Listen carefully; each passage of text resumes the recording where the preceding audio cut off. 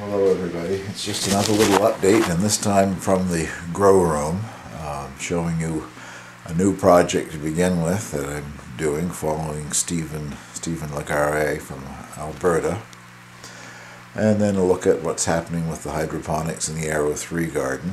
And I'm sorry to report, but this thing has got out of hand and it's a bit on the lengthy side, so let's get right to it and see what's happening here. Well, something new for me anyway in the grow room here. I was watching a video by Stephen Legare, I think. Hope I'm not butchering your name, Stephen. And he is growing his chilies for next summer in his grow room. Something evidently that Praxis does, and he's following Ray.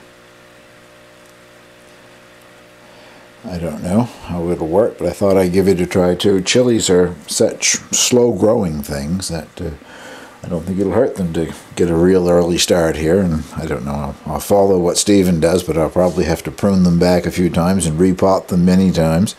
This is just a cheap commercial mix that I happen to have lying around the house, and I have 3 varieties of hot peppers that I'm going to plant here. The first is a Thai chili, and I'm just taking the seeds out of a freshly dried chili. I buy these things in a little, what do you want to call it, little clamshell package, little plastic package, and I leave it open in the refrigerator, frost-free refrigerator, which tends to dehydrate the chilies naturally.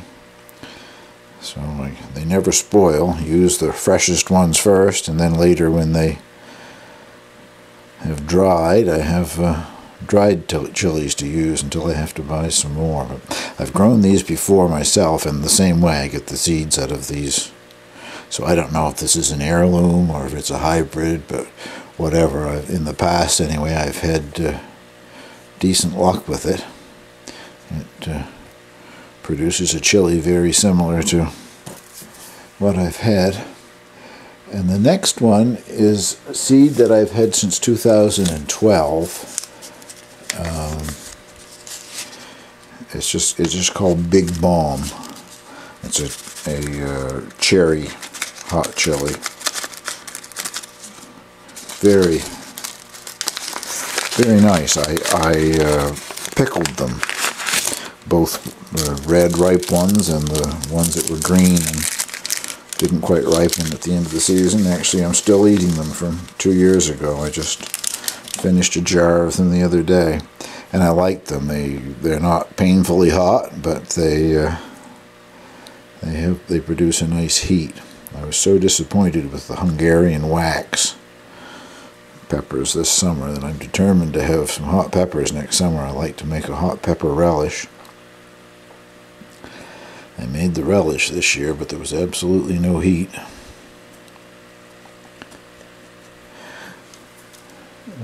I'll leave the last one. Run around the room here to find the last seed packet. These are seed that I just purchased from the Annapolis Seed Company in Nova Scotia.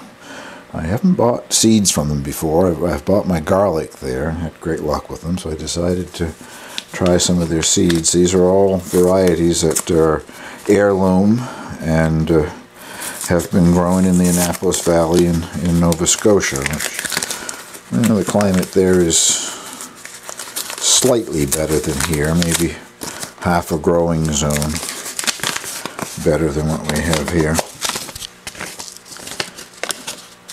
Beautiful gardens in the Annapolis Valley. In Annapolis Royal itself, the historic gardens there. Anybody, if you haven't been to Nova Scotia to see the historic gardens in the Annapolis Royal, by all means go. It's amazing. These are on my old heating pad, same as I always do, set with the lowest setting possible just for bottom heat. I'm going to water them in a bit here with the world's smallest Hawes watering can. They famous English company that produces those wonderful watering cans. I have a couple of larger ones. They're fairly expensive, but it's one of those things you get what you pay for. It's a good watering can. Well, this little thing is actually a Haas watering can. I've had it for a number of years. I really like it for use in here and in the greenhouse with seedlings. It puts out such a nice fine spray that it doesn't knock over little seedlings. You see one of these peeking up out of the soil here. Hello, today is December the 11th, so that's only 3 days after I planted the pepper seeds. That's far too early to be expecting any germination. Pepper seeds are quite slow to germinate, week 10 days anyway. I bought a bunch of spring onions, green onions, whatever you want to call them, at the grocery store yesterday. 8 in the bunch, and it was somewhere between $2 and $3. I don't remember exactly. Grown in Mexico, of all places. Like, couldn't get much further away from here. Anyway, I'm cutting off the little grow ends with the roots. So you can see that. Pretty good roots, very clean. I don't know what they've been washed with. I didn't have to wash them, they were already clean, so hopefully they will still grow. But I'm sort of doing succession planting in my light garden here. Once the pepper seedlings germinate and are taken out, transplanted into individual pots or whatever, I can use the rest of the soil in this to hill up around the green onions if they grow. Hope they will. Just water them in a little bit here. One back there I got quite many. I guess it shows up now. There's much dirt on it.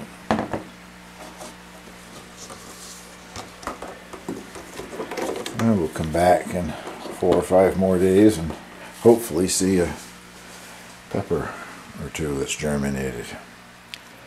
Well, it's December 15th and the Thai chilies are the clear winner. If there was a race to be first to germinate, these are all Thai chilies here that started coming up a couple of days ago. Right here, you can see a little bit of green or not. There is a little bit of green right there. That's one of the, see if I can zoom in on it. Right there, that little speck. That's one of the big balm cherry type hot peppers. And so far I don't see anything over where the cayenne peppers were planted. But this is sooner than I thought things would germinate anyway, so I guess there's probably lots of time yet for the cayennes to come up. I'll put the cover back on this. And no great activity with my little experiment with the onion ends here. They were remarkably clean, so I don't know if been cleaned with some chemical or something that prohibits them from growing again or not, but doesn't seem to be much happening yet anyway. I'll leave them alone. I got to get the cover back on this to keep the humidity up, but a little heating pad is doing its job, and certainly going to have a lot more Thai chilies than I plan to transplant. I don't think I'll pot up more than 2 or 3 of each variety. It's December 18th and I've decided to remove the plastic dome so I can get the light down closer to these seedlings and they won't get all leggy. As you can see, great success with the Thai chili. And I have 3 seedlings up and their leaves opened in the big balm, the cherry hot chili, and 3 so far in the cayenne. I can see a few more coming there. I can see 2 or 3 more coming under the big balms too, but I'm going to take the dome off and lower the light some and wait until they have at least a set of true leaves before I pot some of them up into individual pots. I'm not going to pot up anywhere near what came up of the Thai chilies, but it's good to have a few of them anyway. And absolutely nothing happening with these little green onion things that I put in the soil. A very clean root system, I think, had been cleaned with some dreadful chemical that prevents it from growing. makes you wonder about some of this stuff that you buy and eating from grocery stores. As I said, this was brought in from Mexico. Not that that makes it any worse from being brought in from any place else, but you have no idea what's been added to this stuff when you purchase it. Well, that will be it for updates on the chilies until I post another video. And now we'll move on and look at some of the things that's growing in the hydroponics and in the Arrow 3 garden. I'm not sure if I'm going to successful here and get cucumbers or not, but that's cucumber blossom number 2. And as I've said before, it's a hybrid variety called Rocky, a greenhouse cucumber. It has all female blossoms, so each blossom has a baby cucumber behind it, and it doesn't require any pollination to produce the cucumber. Hopefully I can show you the first one, if that shows up or not back in there, but that's the first one. Its blossom has closed up quite a bit, and I guess the little cucumber behind it might have grown some, but anyway, I'll give you a look at the rest of the plants in the hydroponics in the next little clip here. I'm changing the water, the solutions, using the 4th week, which is what they call, paper here, what do they call it? Transition. It's, I guess, a transition between growth and blooming, although as I just showed you, my cucumber is already in bloom. But I just lift the top out with the net pots, and then I dangle the roots down in this water cooler here while I'm changing the solutions. I've already changed the solution, but I thought this would give you a better look down at the top of some of the plants. Some of the lettuces are, well, some didn't make it. The ones that did make it are, this, whatever this is kind of floppy, but it's growing some nice big leaves. And I'm quite certain this is the one called Gotchon d'Or. It's that sort of a bib type lettuce. It's doing quite well. Another one here that's doing fairly well. I lost 2 others. I've planted a lima bean back here, which hasn't come up yet. And in this one here, you can see it, I put calendula. Well, that's the light garden as it is currently configured. On the top shelf is just those pepper seedlings that I just lowered the light on and removed the plastic dome. Down below on the first level, on the left there is a sage plant, which isn't looking all that great, but believe it or not, that's improved from what it did look like a short time ago. It's the same sage that I grew, I'm not certain, I think it was in the hydroponics, either that or the Arrow 3 garden last winter. And I transplanted it into the garden for the summer, and early fall I took it out of the garden and shook off most of the soil and potted it in that small terracotta pot with fresh compost out of the garden.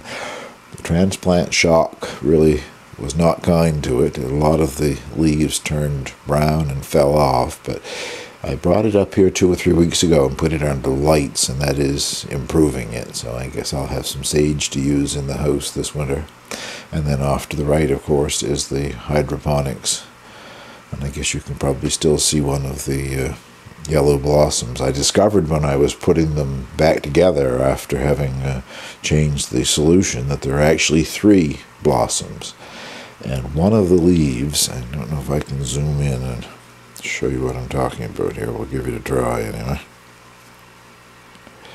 That largest leaf from the cucumber on the right hand side there, if you can see, it's got some browning on the edge. Now that's one of the older leaves, and I noticed that happened in the greenhouse this summer too. Some of the older leaves would die off as new leaves formed, so I'm hoping that's not the beginning of the whole thing dying before I get a cucumber out of it. And it keeps going over, and with its tendrils it attaches itself to the sage plant. I've already removed it once, but it seems to want to climb up the sage plant to get closer to the light. Anyway, let's have a little look at the Arrow 3 garden, and that will close this down. I decided to put just an empty cardboard box, a small cardboard box, under the vine, just to raise it up closer to the lights, get more benefit from the light.